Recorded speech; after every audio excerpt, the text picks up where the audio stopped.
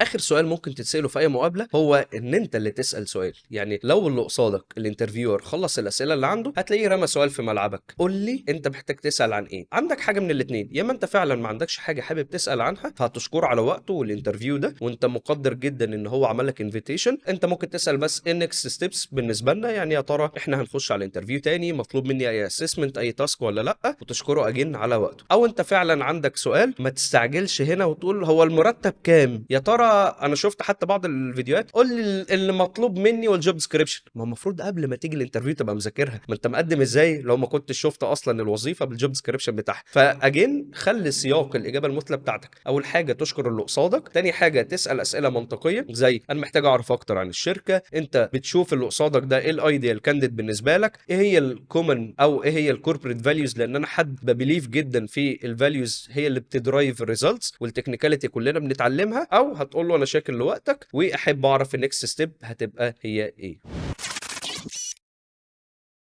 Thank you for the time you gave me and the opportunity you gave me to be here today in front of you. Actually, I have one question. What is the next step regarding the position? As I'm really interested to be part of this entity, especially after having this wonderful conversation with you. Thank you. سلسلة فيديوهات انترفيوينج سكيلز باورد باي هايرد اتش ار انجلش كابسولز وبرعاية فلتة اول ويب سايت مدعم بالذكاء الاصطناعي بيساعدك اللي انت تبراكتس على الانترفيو من قبل ما تروحه، وهو منتج من منتجات فيلنس. عشان تعرف اكتر خش على فلتة.